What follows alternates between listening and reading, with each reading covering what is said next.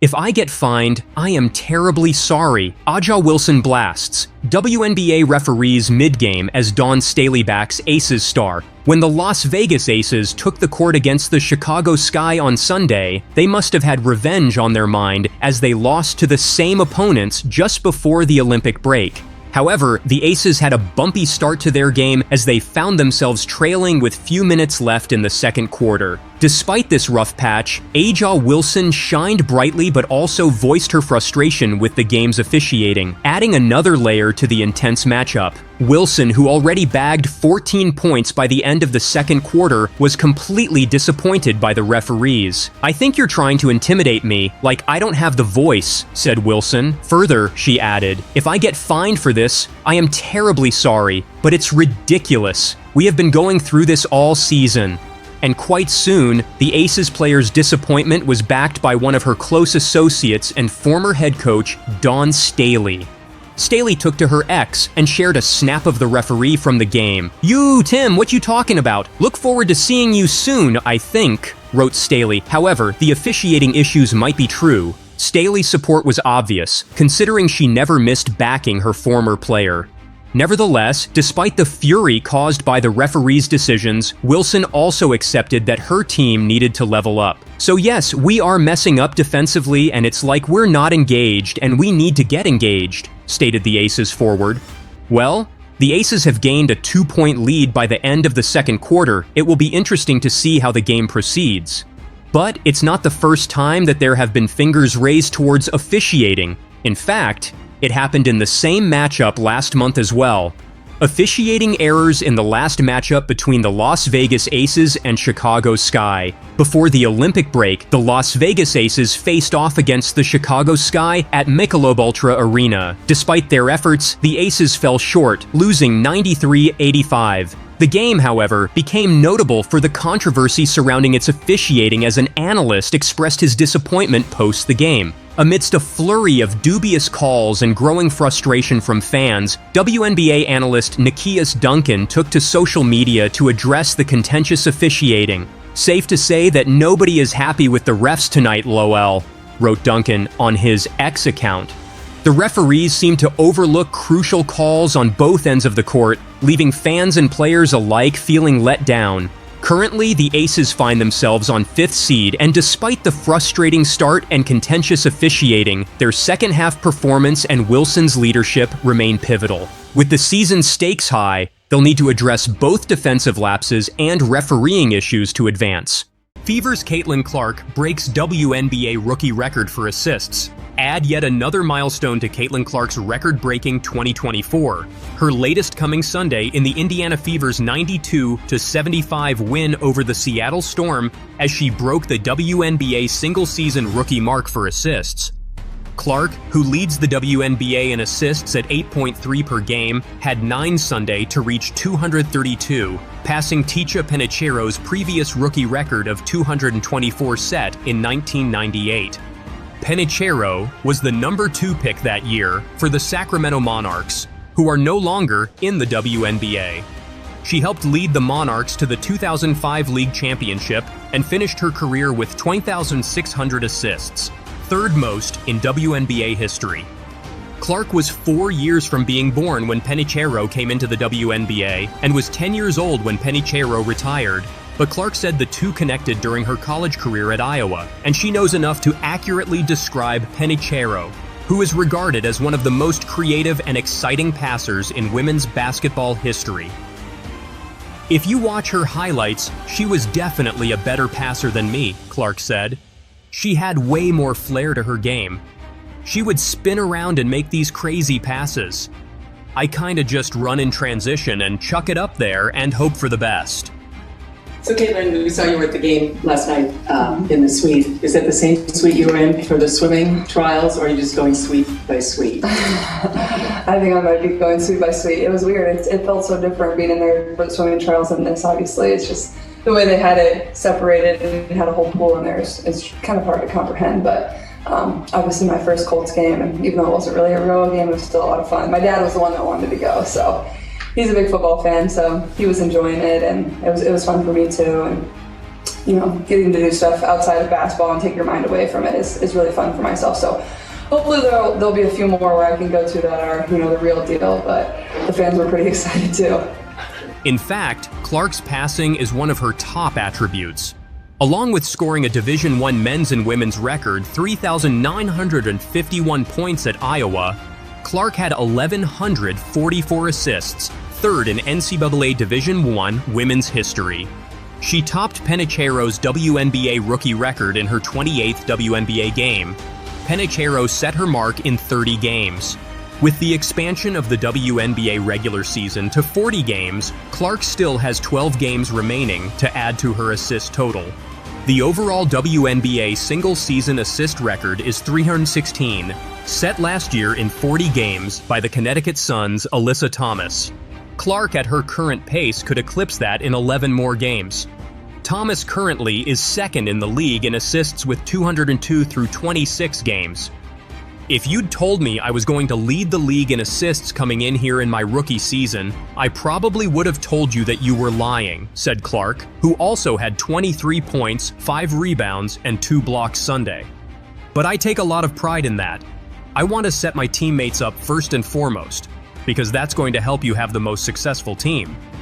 I'm always looking for my teammates in transition. That's where I tend to thrive the most. Indiana, 7th in the WNBA standings, is now 13-15, matching last season's win total. The Fever haven't finished with a winning record since 2015, when they went 20-14 and made the WNBA Finals.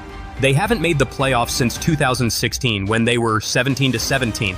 I think we just have a really balanced attack, said Fever guard Lexi Hull, who had a career-high 22 points and was 6 of 7 from three-point range Sunday. It's just really fun to watch when you have Caitlyn running in transition. The ball can go anywhere. Anyone can knock it down.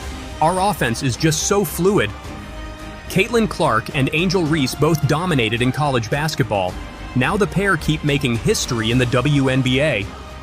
On Sunday, Clark led the Indiana Fever to a 92-75 win over the Seattle Storm and broke another league record in the process. I'm just curious how that one felt and how you felt walking up the floor and seeing some people that are close to you. Yeah, I mean, first of all, to get a win in front of anyone is great. To get a win in front of my grandma, who came all the way from Spokane, and my sister. Shout out Cheryl. Go Grandma Cheryl. And my sister came from Austin. It's amazing. And to have them courtside was super cool too. So really good feeling tonight. Caitlyn, we saw you tweeted that you're a Lexi Hull fan account now. What can you say about the performance? Twitter really quick to tweet that, or X. So my account will solely be about Lexi. If you want to follow, I'm going to change the bio to Lexi Hull fan page. So, yeah. Lexi, what does that feel like when you're making shots and it's because of not only you but just the ball movement overall with the team?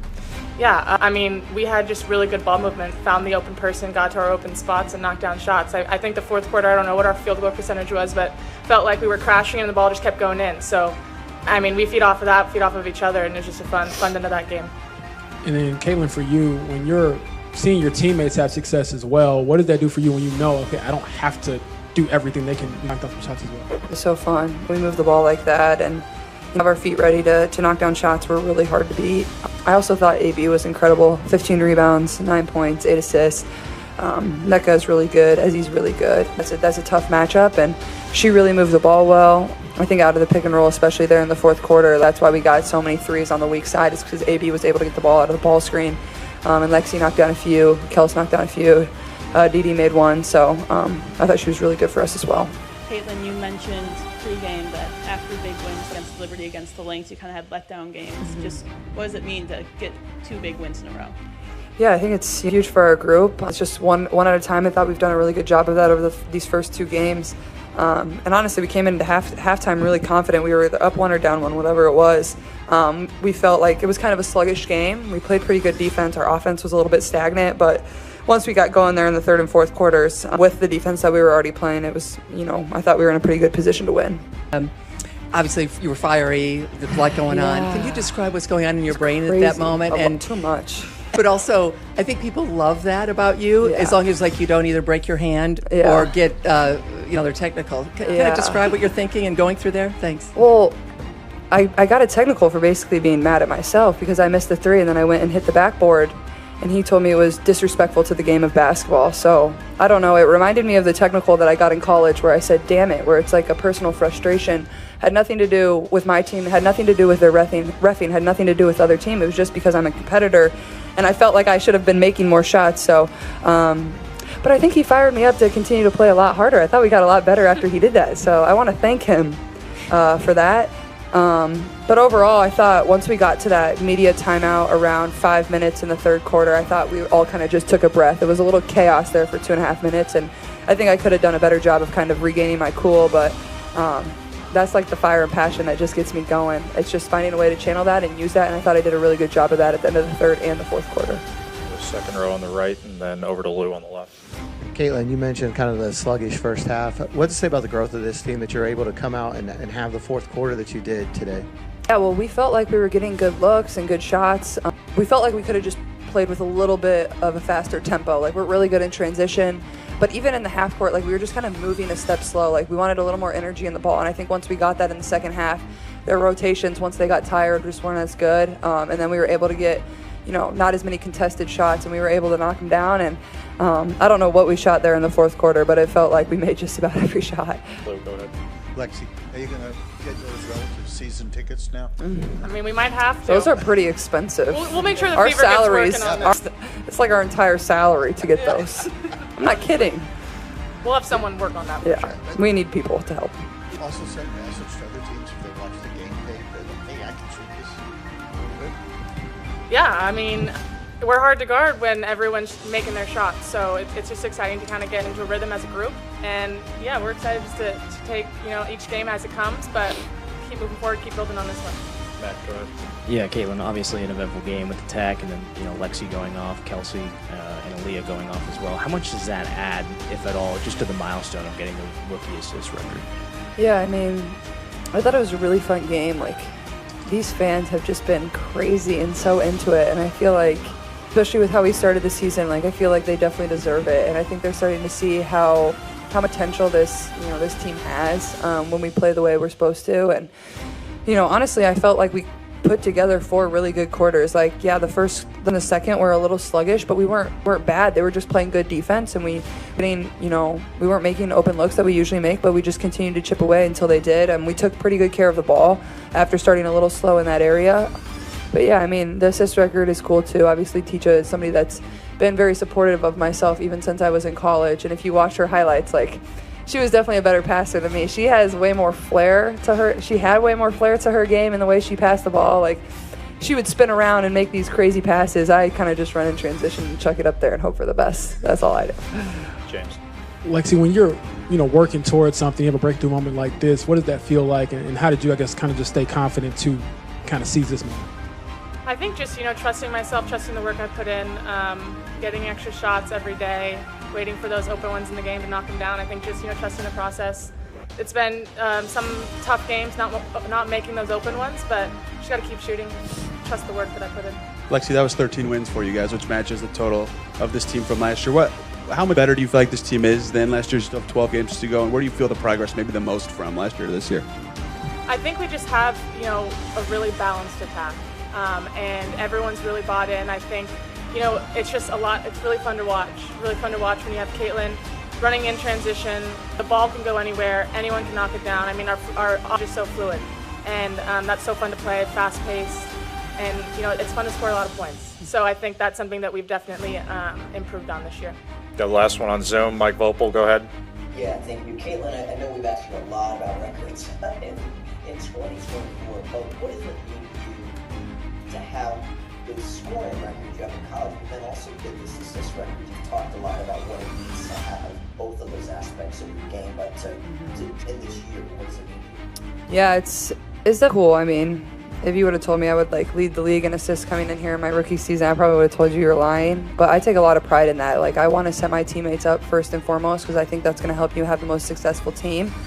Whether that's in the pick and roll, that's probably where I'm most successful with that, and I'm lucky enough to play with AB and Liz, and who are really good in that action. And then I think our shooting has gotten a lot better, especially to start these 2 games of the second half. So, I'm always looking for my teammates in transition. That's kind of where I thrive the most. And sometimes I overpass it a little bit, and there's always going to be the turnover side of it, just with how fast I play the game. And how much the ball is in my hands, but they'll continue to learn and continue to get better at that. But I still feel like there's a lot of room for me to grow, so that's what I'm most excited about.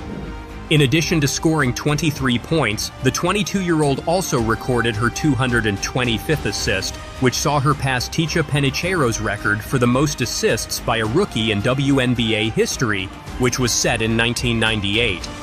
To pass somebody like her, I'm just forever thankful. She's been such a legend in our game. It's super cool, but hopefully there are a lot more of those, Clark, who leads the league with 8.3 assists per game, said after the game. I feel like every time we watch you play basketball, you're breaking another record. Today, it was the season record of assists for Ticha Penicheiro. What does it mean to you to pass a legend like that? Well, Ticha's been a big fan of mine ever since I was in college, and somebody that has always been right there to congratulate me or just be somebody that's offered advice. So to pass somebody like her, I'm just forever thankful that she's been such a legend in our game. But it's super cool, but hopefully there's a lot more of those. The historic moment came in the second quarter of the game and was welcomed by Penicheiro in a post on X, formerly known as Twitter. Records are meant to be broken. It shows growth and evolution. Can't think of a better player to break it. Hey Caitlyn, Ticha here. Congratulations. A record that stood since 1998, and you come here and you break it. Super proud of you. I know the work that you put in. A lot of people always talked about your shooting. I was always mesmerized about your passing, your court vision, and how you make your teammates better. So this record is in great hands, and continue to do what you do. Continue to elevate your game and the women's game and the WNBA. Congratulations, super proud of you. While the Fever posted a video of the former WNBA star congratulating Clark, who finished the game with 9 assists and 232 total on the season. The record is the latest of a string of achievements from Clark's first WNBA season, where she has already become the first rookie in league history to record a triple-double, and marked another milestone by dishing out 19 assists in a single game. But just like in college, Clark's brilliant performances are being matched by her rival Reese. Also on Sunday, the Chicago Sky rookie racked up 19 points and 20 rebounds in an 86-68 loss to the Phoenix Mercury, becoming the fastest player in WNBA history to record 20 double-doubles in a single season.